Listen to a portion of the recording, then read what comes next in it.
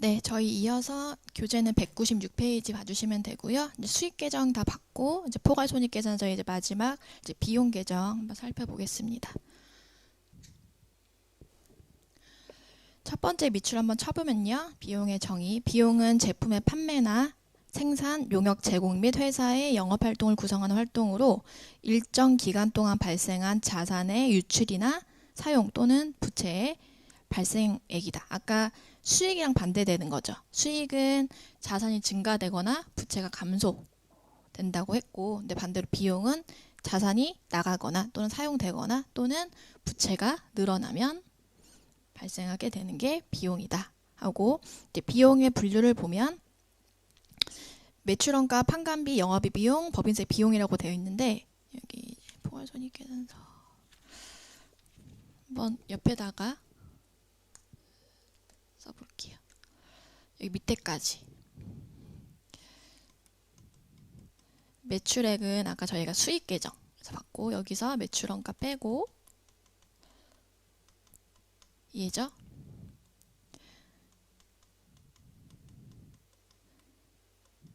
총이익, 그 다음에 나오는 게 판관비.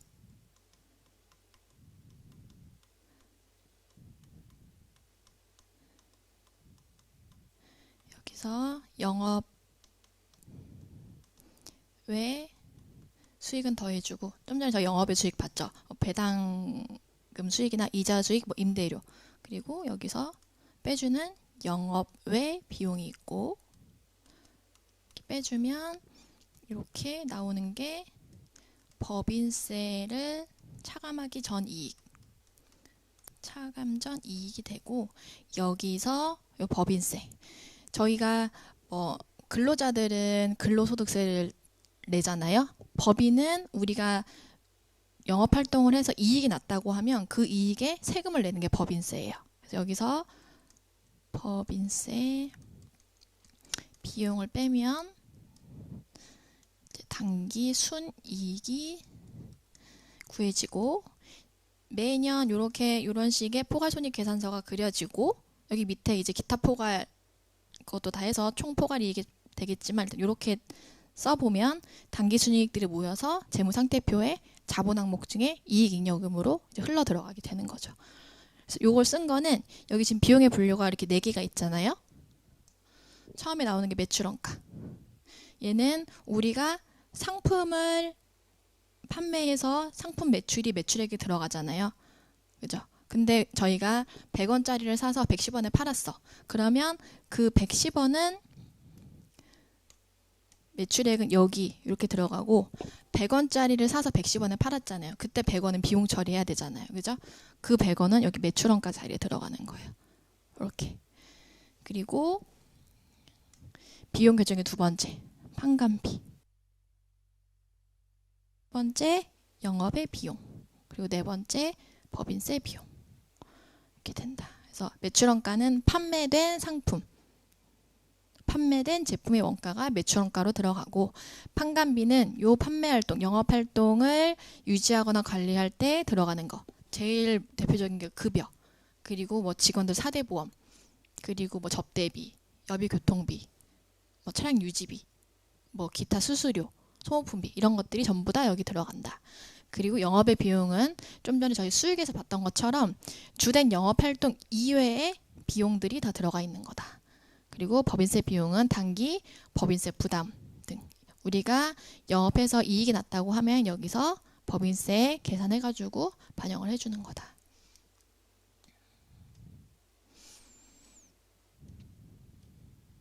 아까 저희 수익 인식 기준은 실현주의로 했잖아요. 비용은 수익 비용 대응의 원칙에 따라서 하는데, 총 이렇게 크게는 직접 대응하는 게 있고, 두 번째는 간접 대응하는 게 있는데, 직접 대응은 매출원가가 그래요. 우리가 아까 판매된 상품, 판매된 제품은 매출원가에 들어가죠. 걔는 직접적으로 우리가 계산할 수 있어요. 아까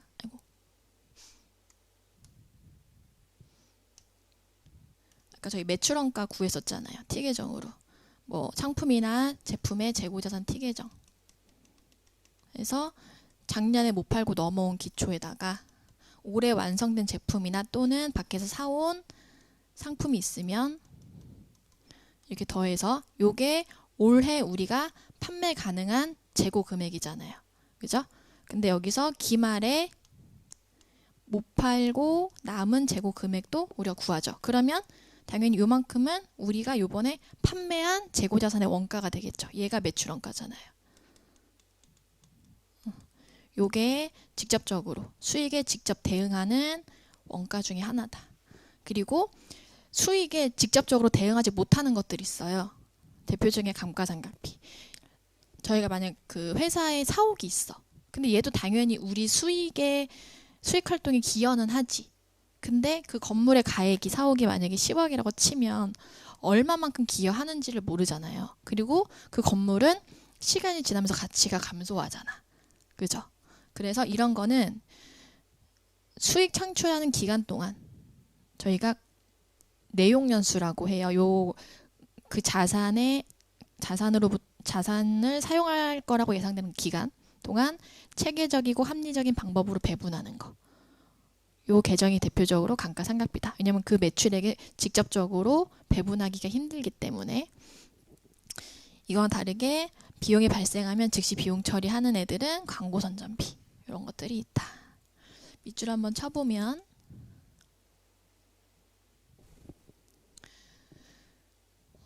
비용의 인식이란 비용이 기속되는 회계기간을 결정하는 것이다. 비용도 수익과 마찬가지로 회사의 경영활동 전 과정을 통해서 발생되므로 재산이 감소할 때마다 이를 인식해야 되는데 현실적으로 이를 엄격히 적용하는 것은 원칙대로 정확한 계산을 하기 힘들잖아요. 특히 지금 건물의 가치 감소분을 반영하는 거나 이런 거는. 그래서 수익이 인식된 시점에서 수익과 관련되는 비용을 인식하는데 이를 수익 비용 대응의 원칙이라고 한다. 근데 그것도 두 가지로, 하나는 매출원가처럼 인과관계에 따라서 직접 대응 가능한 게 있고, 또는 체계적이고 합리적인 방법으로 하는 것들이 있다. 그래서 인과관계에 따라서 직접적으로 대응 가능한 경비 비용은 매출원가고, 그리고 체계적이고 합리적인 방법은 대표적인 게 감가상각비다. 이렇게 보시면 되고요. 그리고 세 번째는 발생한 회계연도에 즉시 비용 처리하는 거. 이런 게 있다.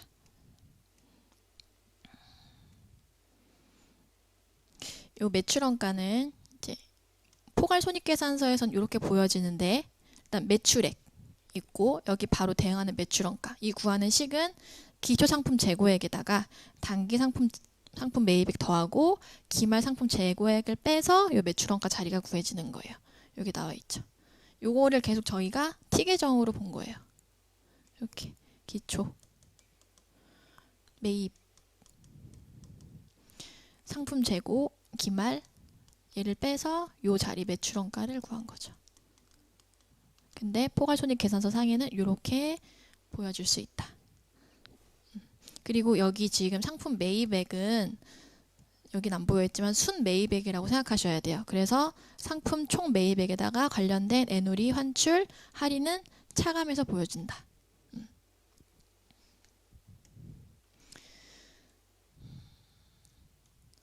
판매비와 관리비 계정 하나씩 한번 볼게요.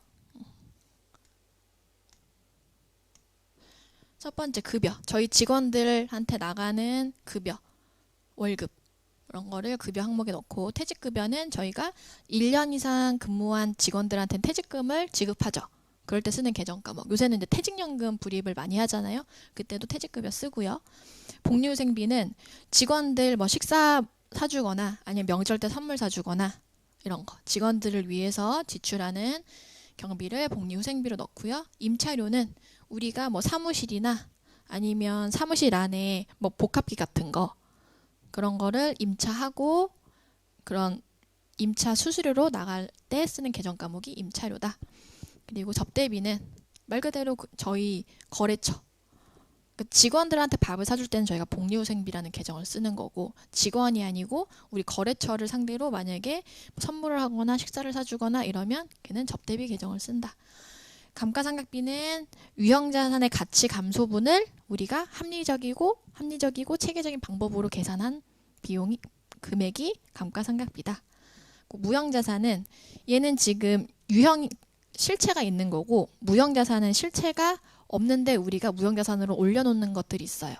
예를 들어서 뭐 상표권 같은 거나 뭐 특허권, 아니면 뭐 소프트웨어 이런 것들, 그런 것도 가치가 감소하는 만큼 비용 처리해야 되잖아요. 그때 나오는 계정이 무형자산 삼각비다. 그리고 세금과 공과는 우리가 나라에 세금 내는 것들, 뭐 아니면 주차를 잘못해가지고 과태료 내거나 이런 것들은 세금과 공과 계정을 써서 반영을 하고요. 판관비에다가. 그리고 광고 선전비는 말 그대로 우리 상품이나 제품을 촉진하기 위해서 우리가 쓰는 광고비. 그리고 연구비는 우리 회사에 연구소가 있어요. 우리가 무슨 제품을 개발해, 아니면 우리가 신약을 개발해야 돼. 그때 나가는 연구 활동을 하면서 발생된 비용은 연구비. 그리고 연구에서 한 단계 조금 더 업그레이드 된 거. 얘는 제품으로 더 나아갈 수 있을 것 같아. 그럴 때는 이제 개발 활동이라고 해서 그때 쓰는 계정 과목은 경상개발비라고 하고요. 대손상각비는 저희가 배웠죠. 매출채권이 지금 대손이 확정되거나 또는 매출채권을 저희가 기말에 평가해야 되잖아요. 못 받을 걸로 추정되는 금액이 있다 그러면 기말에 대손충당금을 설정해 줬잖아요. 그때 나오는 계정 과목. 그리고 이런 계정 과목 외에도 뭐 여비교통비, 통신비, 뭐 수도광열비 이런 애들도 전부 다 판관비에 들어가는 계정이다. 그러면 판관비 밑에 영업외 비용을 볼게요. 아까 저희 영업의 수익 봤잖아요. 그거에 이제 반대되는 것들이 들어오는 건데, 이자 비용은 아까 저희가 이자 받았을 때는 이자 수익이고, 우리가 이자를 지급하면 이자 비용이란 계정 과목으로 영업외 비용에다가 넣는 거고요. 기타의 대손상각비. 얘는 아까 좀 전에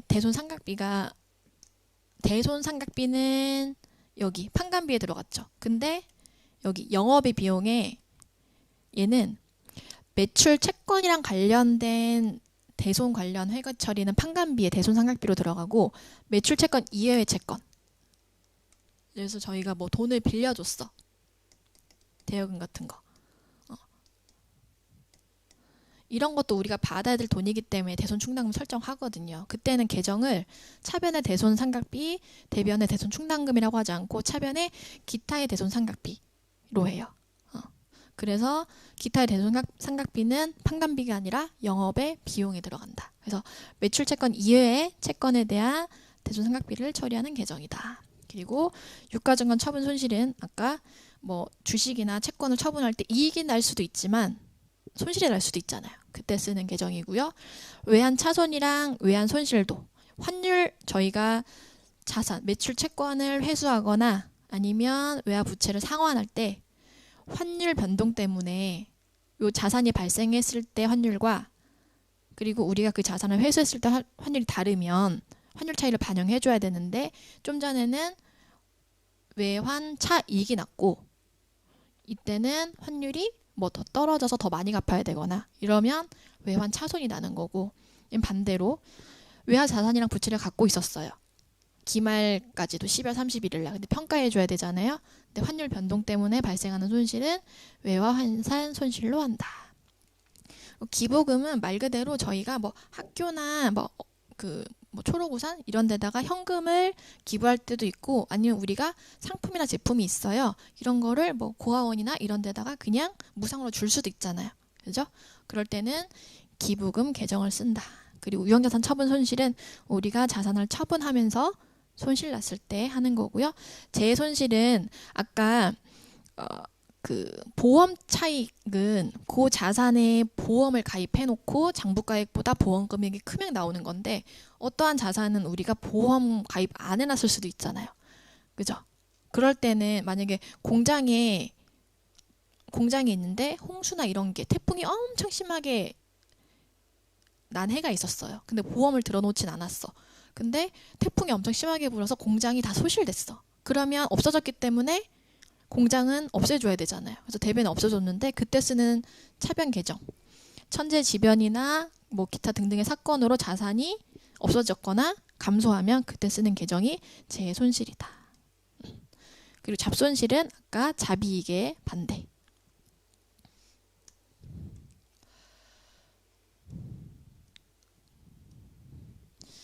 이제 보통 이제 기부금이랑 접대비를 비교하는데 요 지금 판관비에 있는 접대비는 업무와 관련해서 우리가 거래처에 발생하는 지출은 이제 업무랑 관련됐다고 봐서 판관비에 넣지만 기부금은 업무랑 무관하게 지출한 걸로 봐서 영업의 비용으로 들어가요. 구분하는 거고요.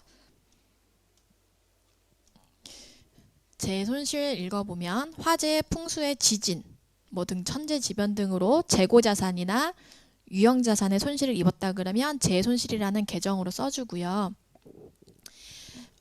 지금 이렇게 요 유형자산이나 재고자산에 가입이 안 되어 있다 그러면 그 멸실 부분, 없어진 부분의 장부가액 상당액만큼 재손실로 봐서 회계 처리를 한다. 만약에 보험이 가입돼 있다 그러면 그 차액분만큼만 하면 돼요.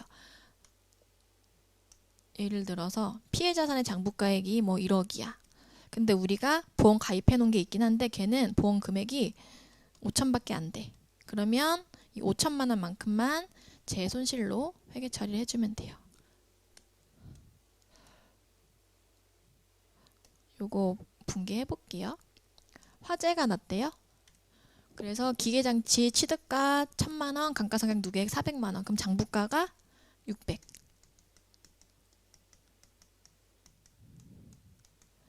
그리고 상품은 100만 원. 얘가 화재로 다 소실되었대요. 없어졌대요. 근데 보험에 가입하지 않았대요.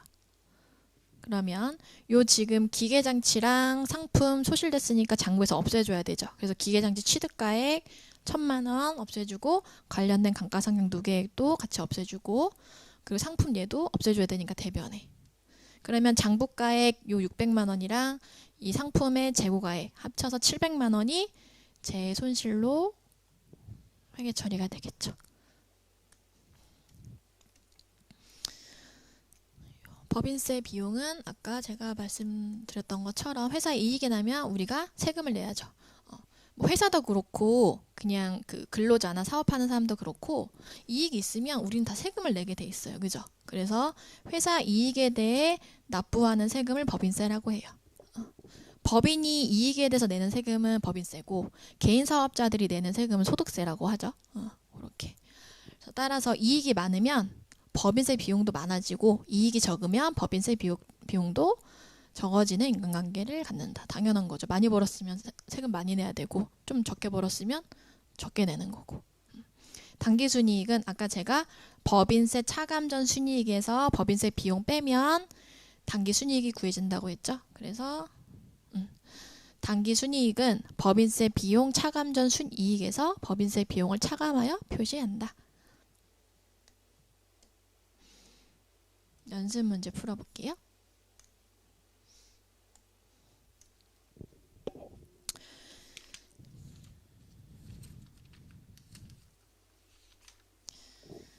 (1번) 기업회계 기준상 비용의 분류에서 일반적으로 영업의 비용에 속하지 않은 것은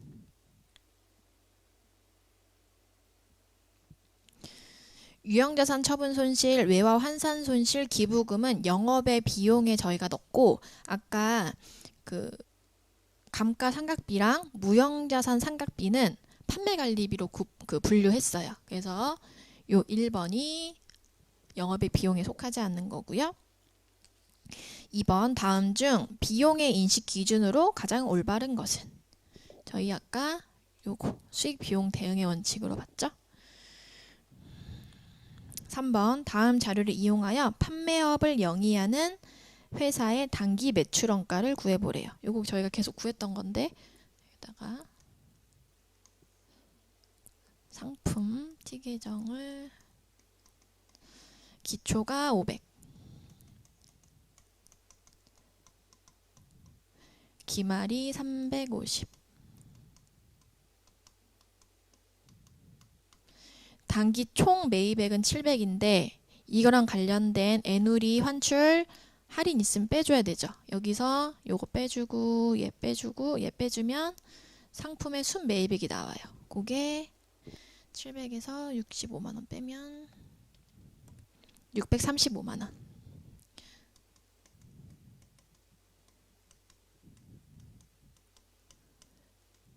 그러면 500에서 635만 원 더하고 그리고 기말 재고 350만 원 빼면 매출 원가는 785만 원으로 구해집니다.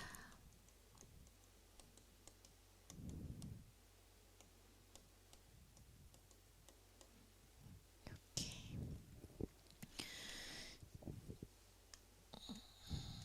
4번이요.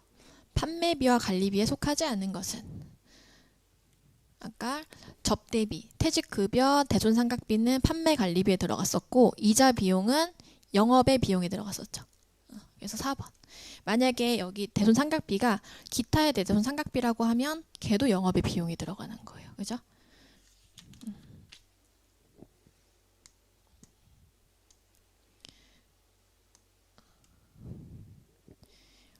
5번. 다음은 주 민준의 X1년 중 지출한 내역을 요약한 것이다.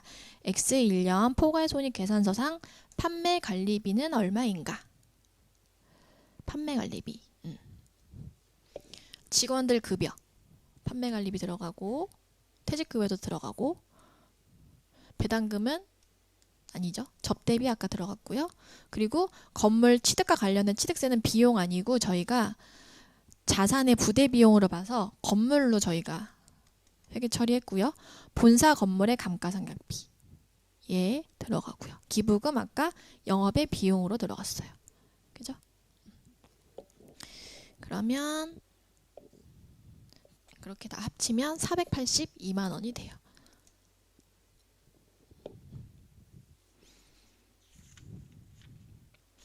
배당금 우리가 받았다 그러면 영업의 수익인 거고 배당금을 우리가 주주한테 줬다 그러면 걔는 포괄손익계산서에 보여지지 않아요. 걔는 재무상태표에 그 미처분 이익잉여금 감소하는 걸로 보여지는 거지.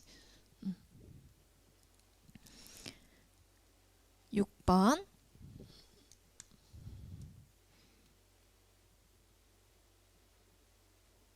위 자료를 바탕으로 회사의 영업이익을 산출하면 얼마니에요?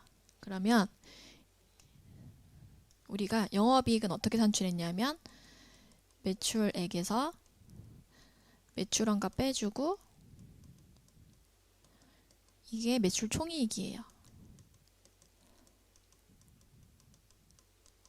여기서 판관비, 판매관리비 빼주면 얘가 영업이익이거든요.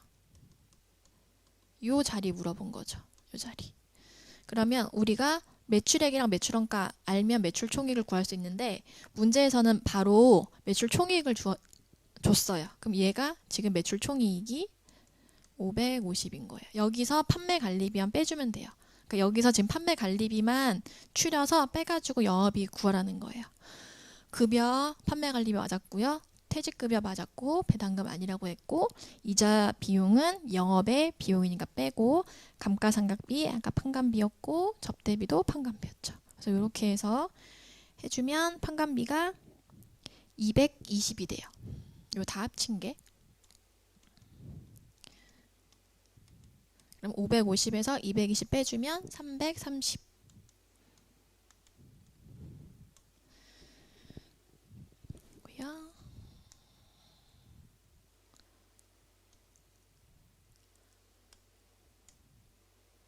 7번. 다음 자료를 이용하여 주 민준이 결산 시 인식하여야 하는 외화 환산 이익이나 외화 환산 손실을 계산하면 얼마인가? 결산 12월 31일 날 우리가 외화 자산이나 외화 부채를 가지고 있나 봐요. 이때 기말 12월 31일 기준의 환율로 외화 자산이나 외화 부채를 평가했을 때 외화 환산 이익이 나는지 외화 환산 손실이 나는지 그걸 구하라는 문제고. 보니까 첫 번째 여기 차입했다고 나오네요. 그럼 얘는 외화 부채랑 관련된 평가겠어요. 아이고. 그쵸? 9월 10일 날 빌렸는데 이때 당시 환율이 1,100원이었대요. 그러면 10,000달러에서 1,100 곱하면 회계 처리해보면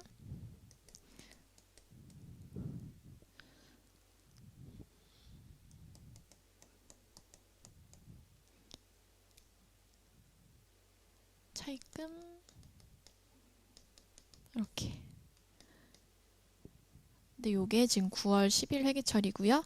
12월 31일까지도 우리가 보유하고 있어요. 이때 환율을 봤더니 800원까지 떨어졌네. 그럼 우리가 원래 1달러당 1,100원씩 갚아야 되는데 지금 환율 차이 때문에 800원씩만 갚아도 돼요. 그럼 우리가 덜 갚아도 되는 거잖아요. 그러면 이걸로 다시 여기서 800원 곱하기 10,000달러 해보면 얘가 800만 원이 돼야 되겠죠.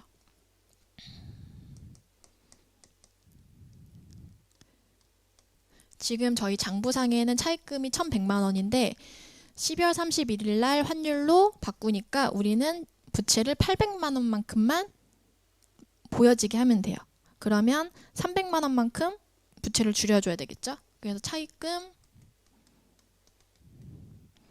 300 줄여주면 1,100에서 300 빼면 800만 원만큼 저희 재무상태표 보여줄 거고 12월 31일 환율 차이 때문에 우리가 부채가 감소했으니까 이때 나오는 게 외화 환산 이익 300 이렇게 해서 1번으로 구해주시면 됩니다.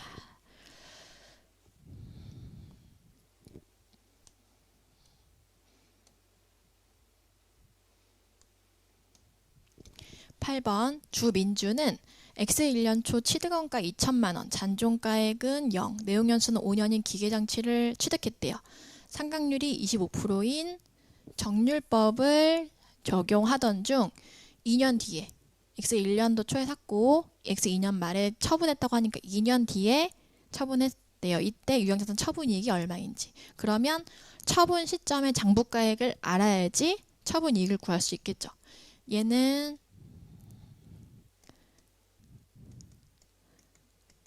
처분가액에서 장부가액을 빼야지 구할 수 있으니까. 그러면 X1년도 정률법이기 때문에 취득한 당시 때부터 감가상각비를 X1년 감가상각비 계산하고 X2년 감가상각비 계산해서 감가상각 누계액을 찾아야 돼요. 그래서 X1년부터 취득원가. 정률법으로 감가상각비 계산하는 건 취득원가에다가 감가상각 누계액 차감해 주는 건데 첫 해니까 감가상각 누계액이 없겠죠. 곱하기 상각률은 25%. 이렇게 해주면 첫 해 감가상각비가 500만 원. 500. 그리고 X2년. 이때는 감가상각 누계액이 있죠. 전년도에 감가상각 했으니까.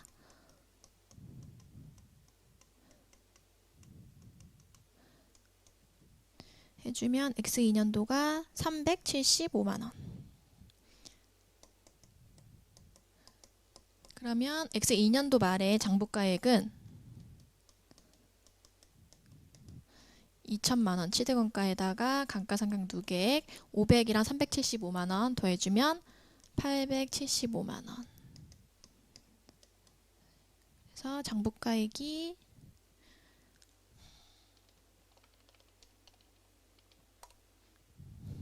1,125만 원.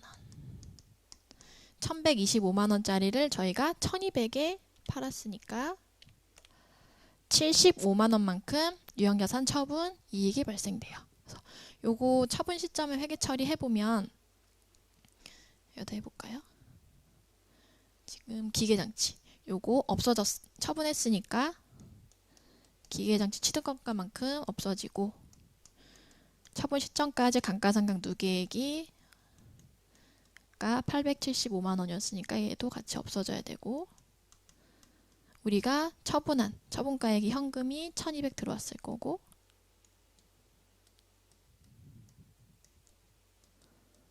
그리고 75만 원만큼 유형자산 처분이익이 발생됐죠.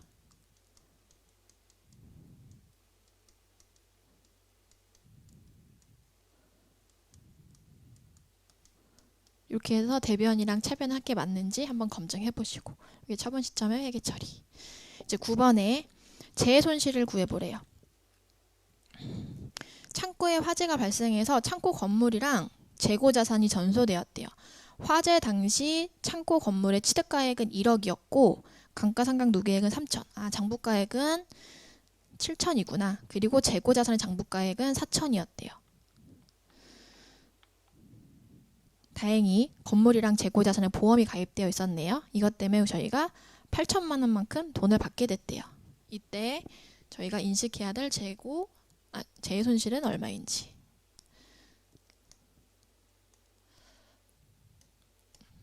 이게 처리해보면 바로 구할 수 있어요. 구할 수 있는 거는. 지금 여기 건물의 장부가액이 7천. 그죠? 여기서 빼면 되니까. 그리고 재고자산 장부가액 4천. 그러면 저희가 전소된 자산의 장부가액은 1억 1천이에요. 그죠? 요것만큼 없어진 거야. 자산의 장부가액이. 근데 보험금으로 받은 건 8천밖에 안 돼요. 요 차액 3천이 재해 손실이에요. 그래서 바로 이렇게 1번으로 구할 수 있어요. 근데 회계 처리 한번 해볼게요. 지금 건물 없어져야 되고 건물 취득가액만큼 없애주고 관련된 감가상각 누계액도 없애주고 재고자산도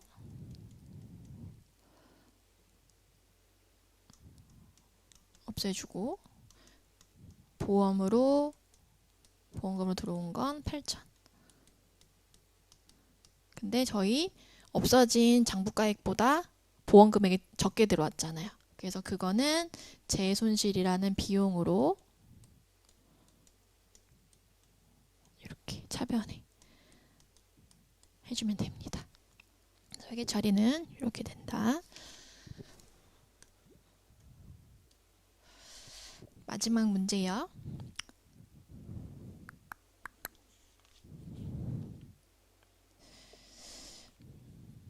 동그라미 1번 X1년 7월 1일 성급한 저희가 미리 지급한 보험료 10,000원을 발생주의 원칙에 따라 5,000원을 비용으로 인식하고 나머지 5,000원 자산으로 처리했다. 이 말은 X1년도에 해당하는 보험료, 그러니까 10,000원이 1년치 보험료잖아요. 근데 7월 1일 날 지급했으니까 X1년도 6개월치에 대한 보험료는 10,000원 중에 5,000원만 해당되죠. 그래서 5,000원만 비용으로 인식하고 나머지 5,000원은 X2년도 비용이잖아요. 그래서 성급 비용이라는 자산으로 처리하였다 라는 얘기고요. 동그라미 2번 수익의 실현주의 원칙에 따라 X1년 12월 29일 납품한 물품에 대해 대금 회수일인 X2년 1월 15일로 매출로 인식하였다. 2번이 틀렸죠. 저희가 수익은 저희가 수익 획득 활동이 완료되었거나 거의 완료되거나 그리고 금액을 측정할 수 있으면 저희가 수익으로 측정하기로 했어요. 그래서 제품이나 상품 같은 경우는 저희가 제품을 인도한 때 수익으로 인식하기로 했죠. 그래서 여기서는 대금을 회수한 X2년이 아니라 X1년으로 넣었어야 된다. 그래서 2번이 틀린 거예요. 3, 4번은 한번 보시고요.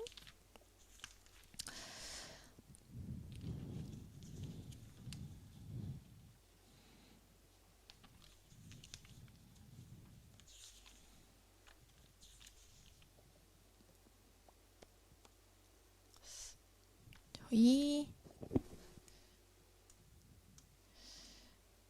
마지막 장으로 넘어가 볼게요. 결산. 교재는 210페이지 보시면 되고요. 이제 여기서 회계 순환 과정이라고 하는 거는 저희가 회계상의 거래가 발생되면 그걸 저희가 회계 처리를 하고 장부에 옮겨 적고 이거를 1월 1일부터 12월 31일까지 계속 하죠. 그리고 이제 12월 31일이 됐을 때 저희가 결산 수정 분계라는 걸 해요. 오늘 이제 할 건데 12월 31일 날 결산 수정 분계를 하고 이제 시선표가 수정이 되면 장부 마감을 하고 그 다음에 비로소 저희가 이제 외부 정보 이용자들한테 제공할 재무제표가 마감이 돼요. 이런 일련의 과정을 저희는 회계 순환 과정이라고 해요. 이걸 계속 하는 거예요. 1년 내내. 그래서 밑줄 쳐보면 회계 순환 과정이란 거래 발생에서 회계상의 거래 발생부터 재무제표 작성에 이르기까지의 과정을 얘기를 하는 것이고 보통 회계 기간은 거의 1년 단위로 끊어요. 이걸 저희가 회계연도라 하고 그 회계상의 거래가 발생하면 우리는 그거를 장부에 기입하고 회계 처리하고 그거를 원장에 정기하는 과정을 365일 동안 매일 반복하는 거예요. 그러다가 회계 기간 말에 결산일 날, 즉 12월 31일 날 각 장부를 마감하고 재무제표를 작성하는데 이를 우리는 결산 수정 분기는 저희가 뒤에서 볼 거고요. 그래서 저거를 이제 도식화하면 회계상의 거래가 발생됐고 그걸 우리가 인식하면 회계 처리를 하죠. 차변과 대변으로 나눠서. 그런 다음에 총계장 원장. 저희가 계정이 엄청 많죠. 급여 계정도 있고 뭐 여비교통비, 뭐 퇴직급여, 뭐 현금 계정, 뭐 매출채권 여러 가지가 있지만 그쪽으로 우리가 옮기는 작업을 저희가 정기라고 해요. 이렇게 하고 이걸 이제 기중에 계속 하는 거예요. 1월 1일부터 12월 31일까지. 그러면 저희가 12월 31일 날 시산표라는 게 있는데 뒤에서 볼 거예요. 결산 수정 분계를 하기 전에 시산표를 저희가 수정 전 시산표라고 하고 12월 31일 날 결산 수정 분계를 하고 나면 그때 수정 후 시산표가 돼요. 그 다음에 장부를 마감하고 그때 이제 재무제표가 이제 완료가 되는 거예요.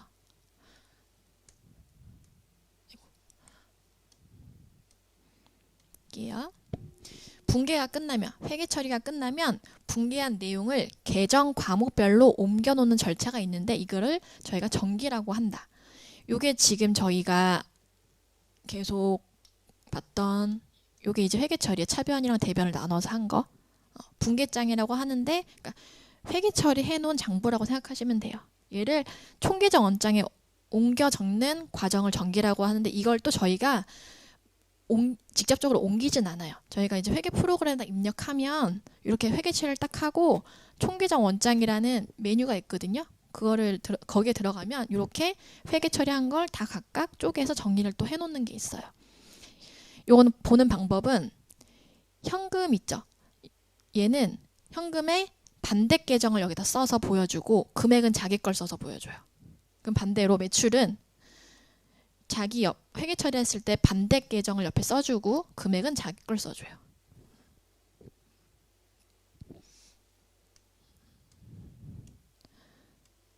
여기 써있죠? 정기할 때는 금액은 자기 금액을 기입하고 계정 과목은 상대 계정 과목을 기입하면 된다.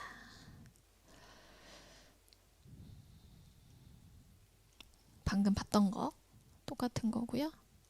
그래서 한번 저희가 사례를 통해서 한번 볼게요.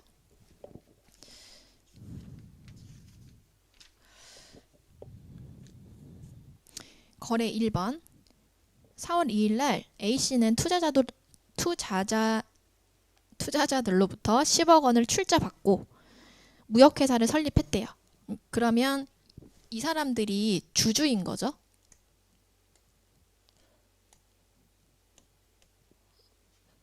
출자받고 자본금을 납입한 거랑 같죠. 그래서 자본금 늘려주고 10억 그리고 현금이 들어왔겠죠.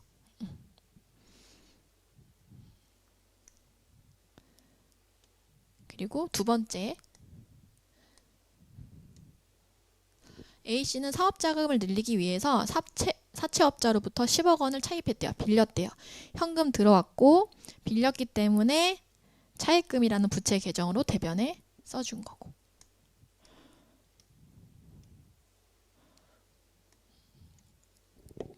(4월 4일) 날 A씨는 현금 20억을 중국에 가서 팔 상품을 구입했대요. 20억 원만큼. 그래서 상품 20억 자산 늘려주고 현금으로 지급했으니까 자산 줄여주고.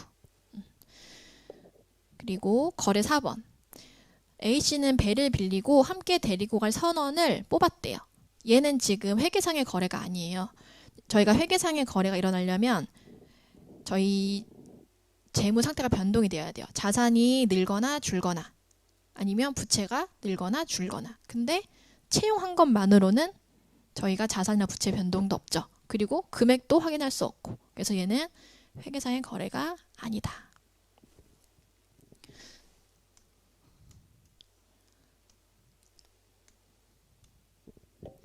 거래 5번. A씨가 중국에 이제 도착했대요. 그리고 왕대인에게 가지고 간 상품을 50억 원에 팔았대요. 아까 저희가 20억 주고 상품 산 거를 50억에 팔았다는 거예요.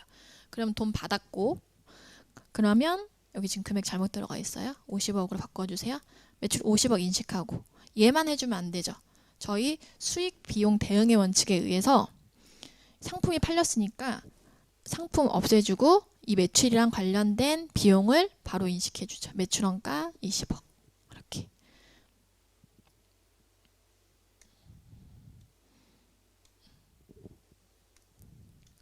A씨는 본국에, 우리나라에 다시 와서 판매할 목적으로 도자기를 샀대요. 판매 목적이면 우리는 요거 재고자산으로 분류하기로 했죠. 그래서 30억 상품 늘려주고 대변에 현금 30억 줄여주고.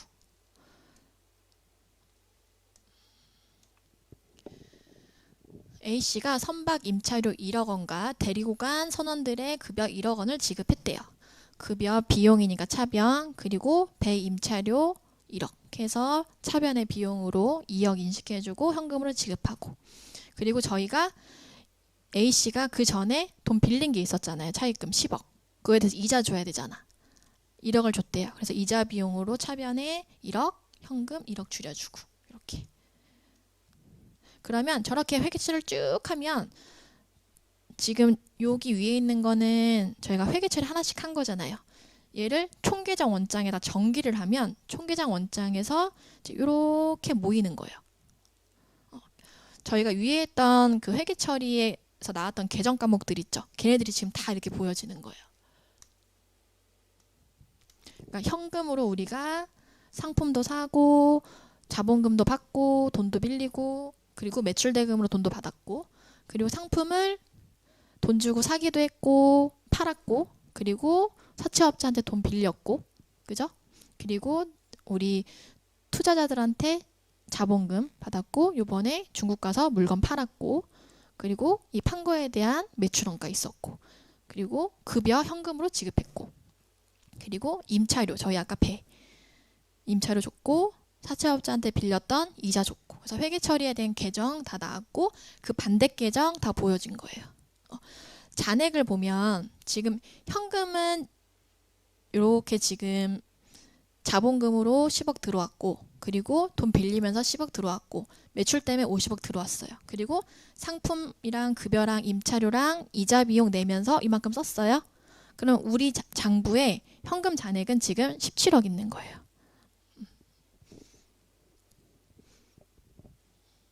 그래서 이런 게 총계장 원장이다. 이렇게 보시면 되고요.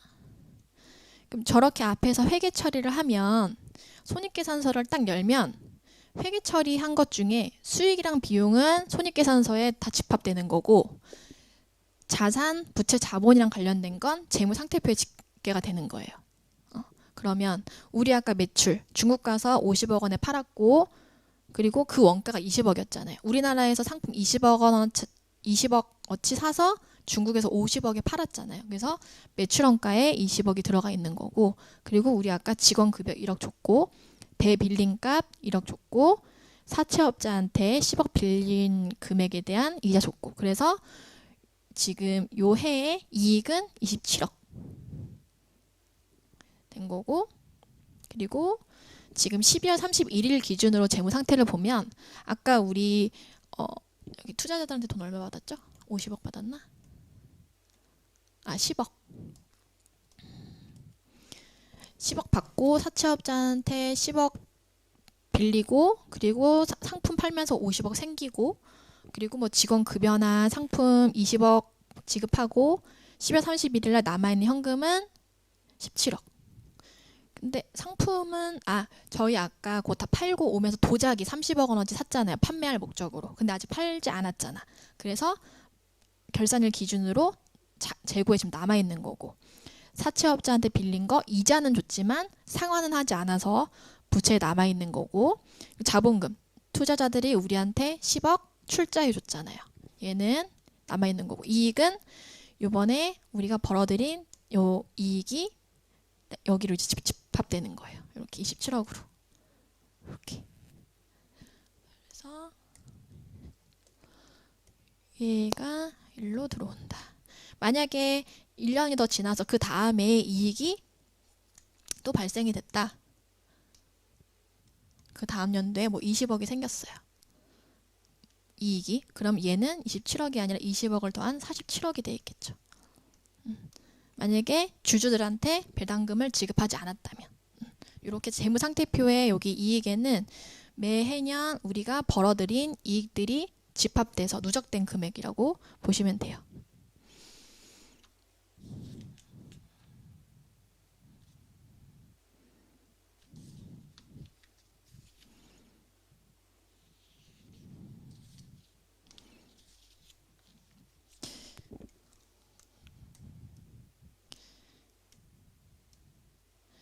그 다음에는 이제 12월 31일 됐을 때 결산 절차인데 요거는 중간에 끊기가 그래서 좀 쉬었다가 이제 마지막 시간에 한번 살펴볼게요.